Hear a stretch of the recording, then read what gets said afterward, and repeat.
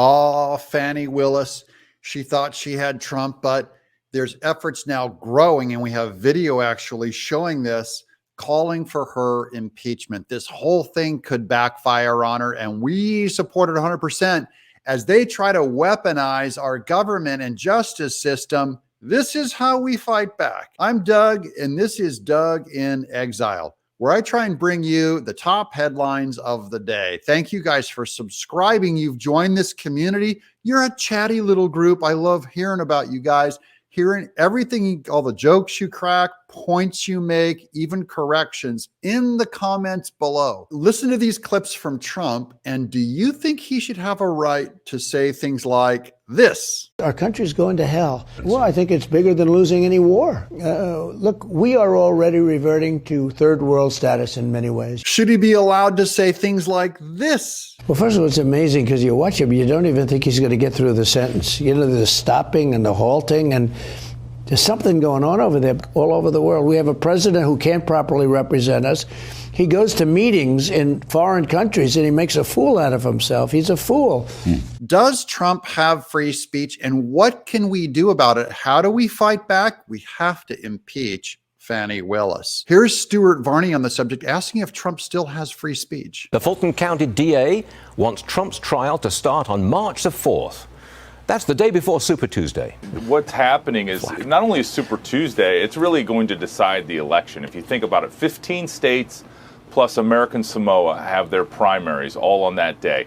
And the trial is now scheduled to start the day before, which means preparing for that trial is going to take weeks. And obviously the trial will then take, if not months, several months. And so, Stuart, what's happening is this politicization and the weaponization of the criminal justice system against Donald Trump especially, but other center-right and conservative people and candidates, I think is probably the biggest challenge we face as a society. And so this isn't just against Trump. This is about other right-wingers. This is going to be against all of us, where the goal of the left is for you to not be able to make a living if you disagree with their big picture, big tech, big media, uniparty narrative. In the next 18 months, as we run up to the election, and we're going through 4 trials, does Trump have free speech, or has his speech been criminalized?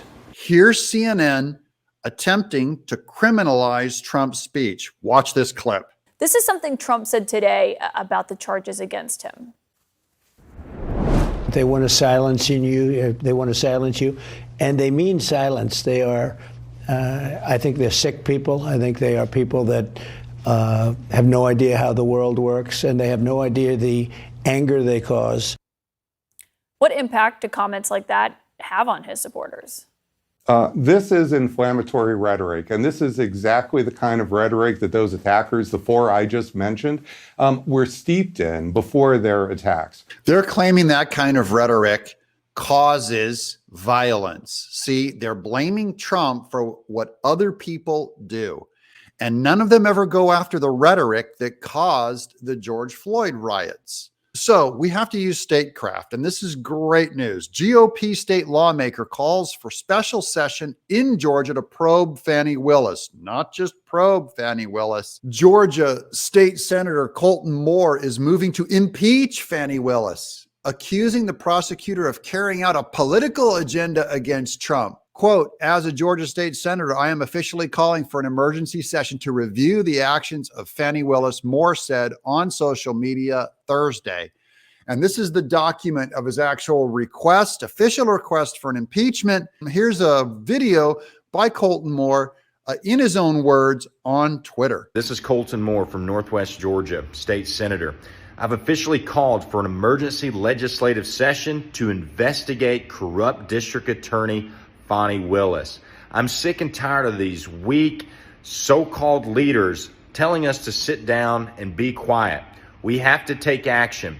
Let's get her out of office, and I hope it works. If you agree, subscribe. We'll keep you posted on every front, on every indictment against Trump, and let you know how he's doing. So far, he's doing great. Welcome to Doug in Exile.